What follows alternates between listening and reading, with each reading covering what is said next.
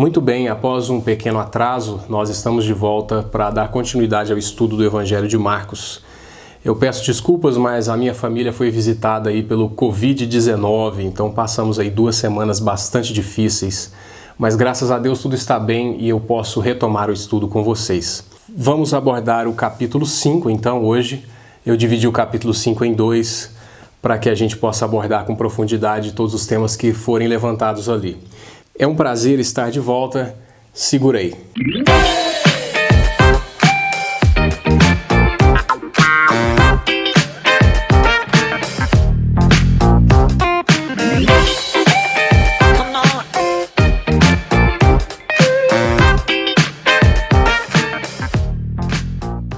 O capítulo 5 se inicia assim. Chegaram então ao outro lado do mar, à terra dos Gerazenos. Assim que Jesus saiu do barco, um homem possesso de um espírito impuro veio dos sepulcros ao seu encontro. Esse homem morava nos sepulcros.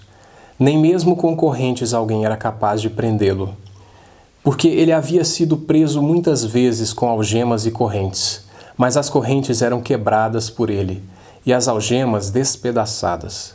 Ninguém tinha força para dominá-lo. Noite e dia, ele andava sempre gritando e se ferindo com pedras pelos sepulcros e pelos montes. Ao ver Jesus de longe, correu e prostrou-se diante dele, clamando em alta voz: Que tenho eu contigo, Jesus, Filho do Deus Altíssimo? Rogo-te, por Deus, que não me atormentes. Pois Jesus lhe dissera: Sai desse homem, espírito impuro. E perguntou-lhe: Qual é o teu nome? E ele respondeu: Meu nome é Legião, porque somos muitos. E rogava-lhe muito que não os enviasse para fora da região. Uma grande manada de porcos pastava perto dali num monte. E os demônios rogaram a Jesus, dizendo: Manda-nos para aqueles porcos, para que entremos neles. E ele assim lhes permitiu.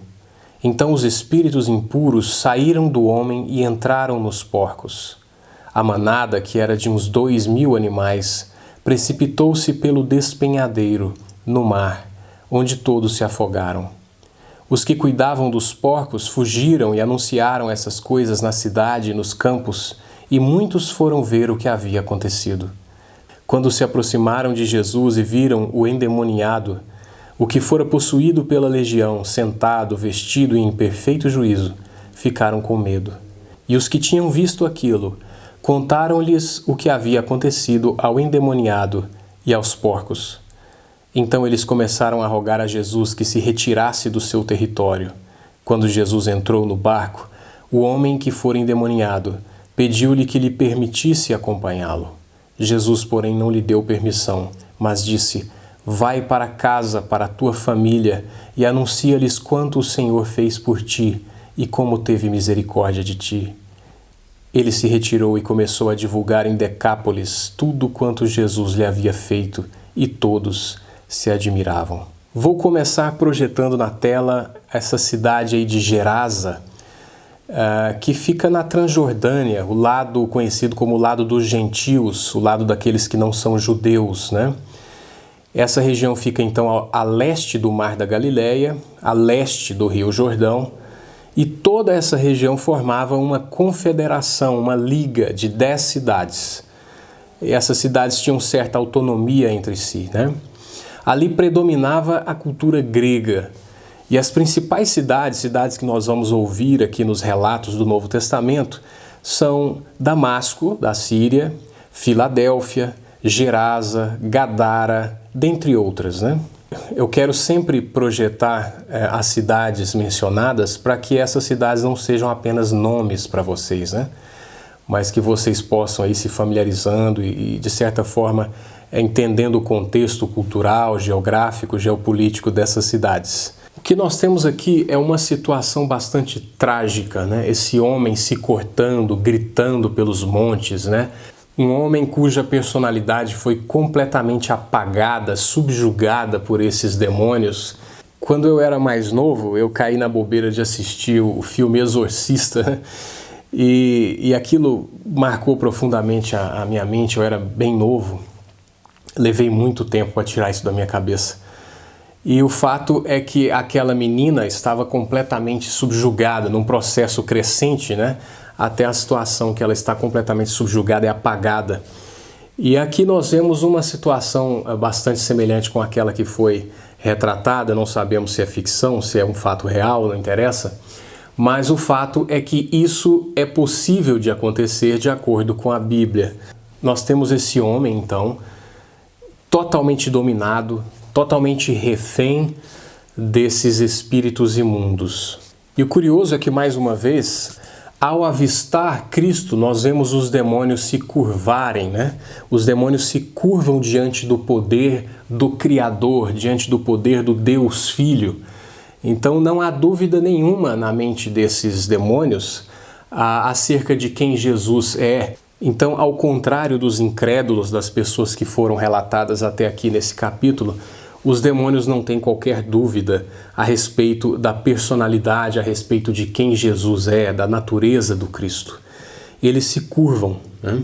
Então o problema dos demônios não é um problema de fé, um problema de ignorância, mas apesar de saberem quem Cristo é, os demônios odeiam a Cristo e odeiam a todos os que são de Cristo.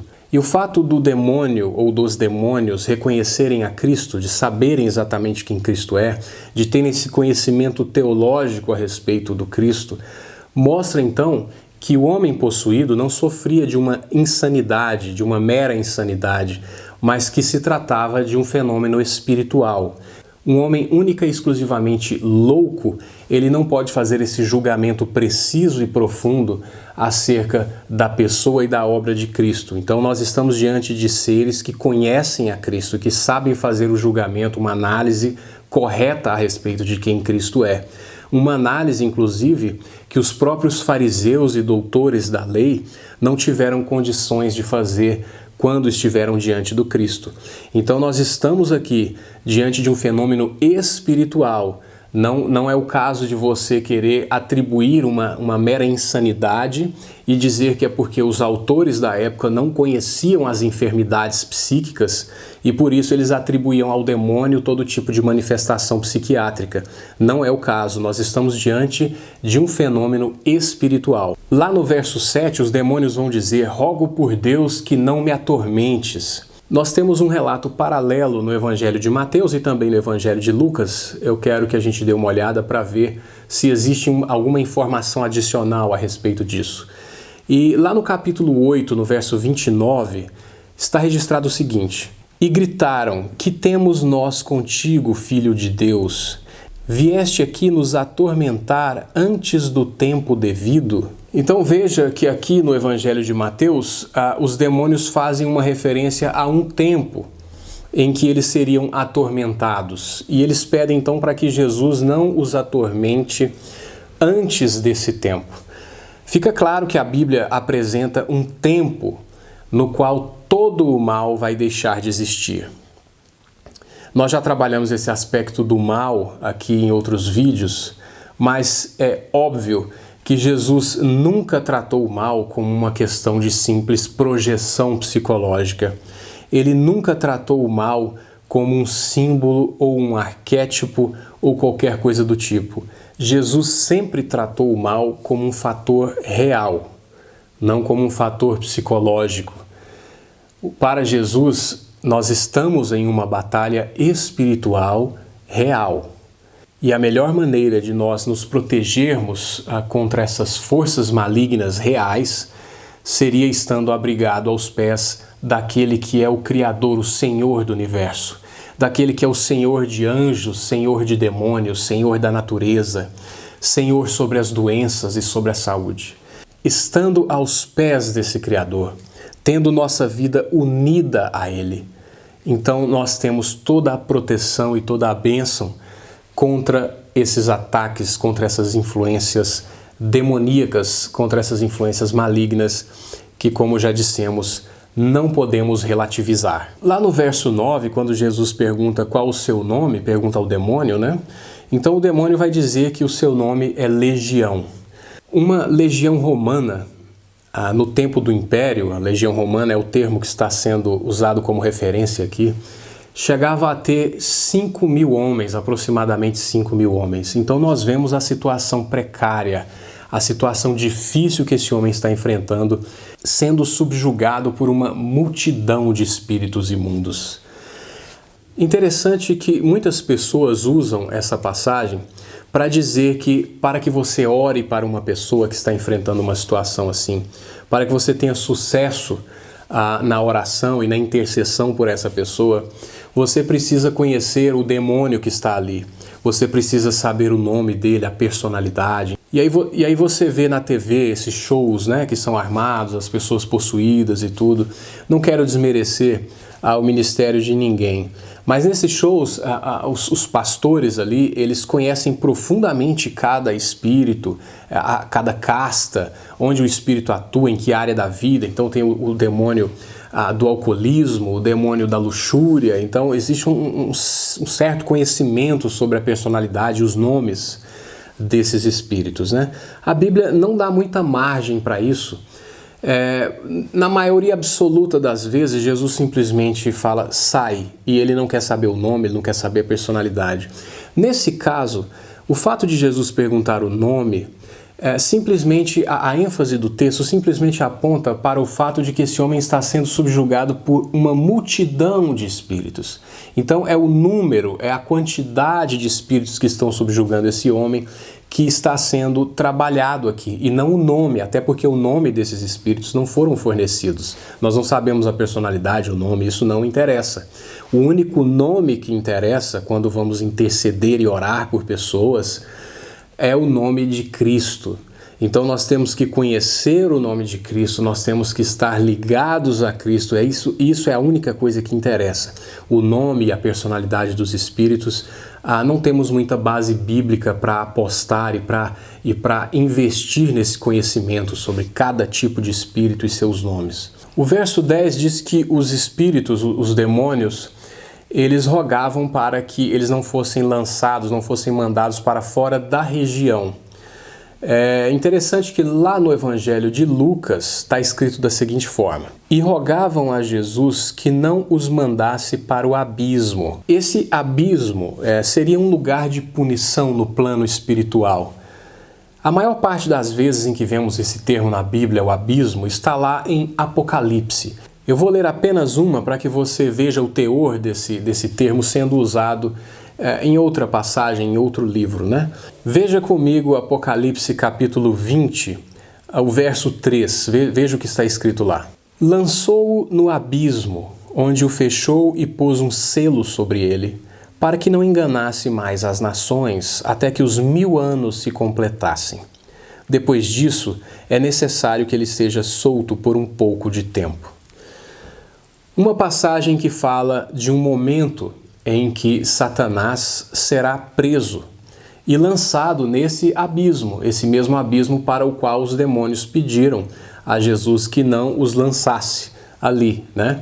Então esse abismo, essa referência em Apocalipse, fala de um tempo de 1000 anos, que alguns teólogos vão considerar como literal, um tempo literal de 1000 anos, outros vão considerar como um tempo simbólico, isso não vem ao caso agora. O fato é que existirá um período em que esses espíritos, em que Satanás será aprisionado e não poderá mais enganar as nações. Não vamos trabalhar esse aspecto aqui, eu não teria tempo de fazer isso aqui, mas eu espero que Deus me dê a oportunidade um dia de estudar o livro de Apocalipse com vocês. É um livro fantástico e que lança muita luz sobre as coisas que acontecem no mundo. Mas não é o objetivo desse vídeo aqui. Eu apenas quero que você veja esse termo abismo sendo usado em outro contexto bíblico. Algumas vezes, conversando com algumas pessoas, eu vi que a preocupação delas estava no fato de que Jesus matou os porcos, ou no fato de que Jesus depredou a propriedade alheia, né? Eu acho bastante interessante alguém focar nisso, né, numa passagem tão chocante como essa, uma passagem tão densa, de uma vida, de um homem com uma vida completamente destruída, né, numa situação precária, e a pessoa se preocupar com o fato de Jesus ter destruído a propriedade alheia ou qualquer coisa do tipo. Quem se preocupa com isso não está vendo a profundidade, a seriedade da batalha espiritual que está acontecendo e não está focando no aspecto principal, no aspecto mais importante da passagem. Jesus poderia simplesmente ter expulso os demônios, não precisaria ter mandado os demônios até os porcos e tal, mas existe uma razão para isso. Ainda que não existisse, essa não deveria ser uma preocupação nossa, né? Mas existe sim uma razão para isso. O fato dos demônios serem lançados ali sobre os porcos deixa claro, mostra de forma clara, é uma evidência de que os espíritos imundos realmente estavam naquele homem, de que os espíritos imundos realmente saíram daquele homem e que agora estavam nos porcos. Nós temos então esse recurso visual que serve como uma evidência a todos que estavam ali de que esse homem de fato era possesso por demônios e de que esses demônios estavam sendo lançados nesses porcos. Vemos também a influência nefasta que esses espíritos exercem sobre todos aqueles que estão sendo por eles possuídos. Se é que isso de fato te incomoda, né? É porque existem pessoas com todo tipo de pudor e a gente precisa trabalhar todos os elementos envolvidos no texto. E não deve ser por acaso que a figura dos porcos foi utilizada aqui nesse contexto, porque o porco é essa bela representação da sujidade, da imundície moral, espiritual, que se faz presente onde quer que esses espíritos, esses demônios, lancem a sua influência. Lá no verso 15, nós vamos ver que quando as pessoas viram que o possuído estava de posse da sua razão, sentado, né, completamente transformado, o que eles sentiram foi medo.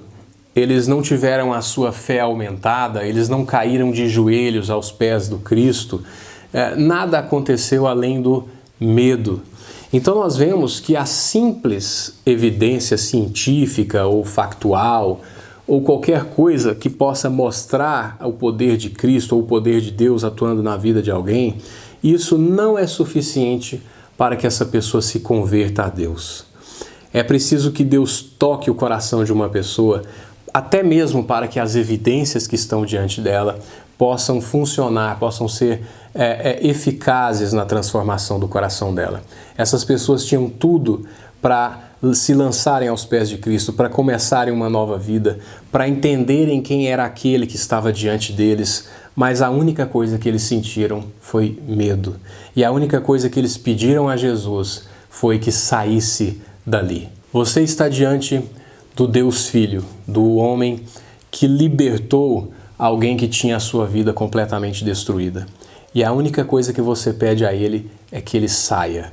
Então isso mostra a nossa condição espiritual. Homens que estavam preocupados única e exclusivamente com o rendimento financeiro, com a sua rotininha, com a sua vida, que não queriam ter a sua vida transformada, que não tiveram a humildade de se lançarem aos pés do Cristo, de terem a sua vida transformada, tocada por Ele.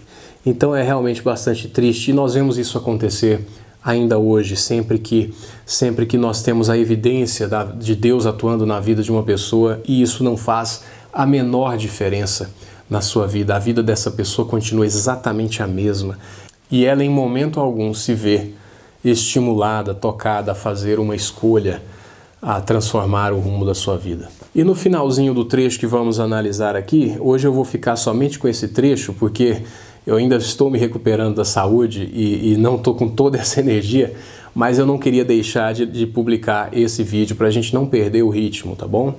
No próximo vídeo, aí sim a gente termina o capítulo 5. Em passagens anteriores, nós vimos Jesus proibindo que se divulgasse a cura ou que se divulgasse quem ele era. E aqui você vê esse homem pedindo para acompanhar Jesus, mas Jesus dizendo que ele ficasse e que ele divulgasse tudo o que Deus fez por ele. O que há de diferente aqui? Bom, nós estamos numa terra gentílica. Aqui as multidões não comprimiam Jesus. Também não havia o risco de exigirem de Cristo que ele assumisse certa postura, certas posições que só seriam assumidas na sua segunda vinda. Nós já trabalhamos isso antes, né? Então agora Jesus caminhava para o seu Calvário. Ele vinha, essa missão está em andamento até culminar essa primeira fase na sua morte e ressurreição. Então esse era o foco, né? E nós percebemos que a obra vai se desenvolvendo e apontando nessa direção.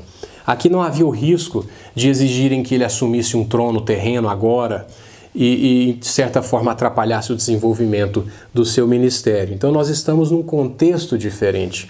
Nesse contexto, o testemunho desse homem era muito mais valioso do que ter esse homem acompanhando Jesus e os discípulos.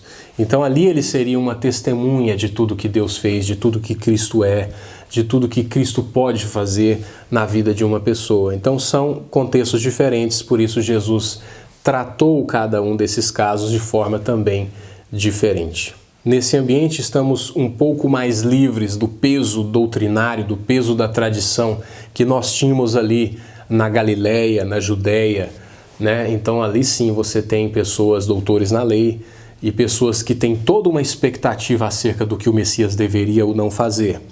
Terminamos esse vídeo então chamando a sua atenção para a necessidade de adotar uma certa sobriedade em relação a esses assuntos. Existe o extremo de negar que esses fenômenos existam, né? Dizer que não há demônios, não há espíritos imundos, não há qualquer influência espiritual na vida de ninguém. Essa é uma postura que, de acordo com a Bíblia, não seria muito sábia. E existe também o outro extremo, de que é entrar numa paranoia, pessoas que são completamente assoladas pelo medo, né? Pessoas que estão o tempo todo pensando e falando sobre demônios e sobre a ação deles na sua vida. Os dois extremos são prejudiciais, né?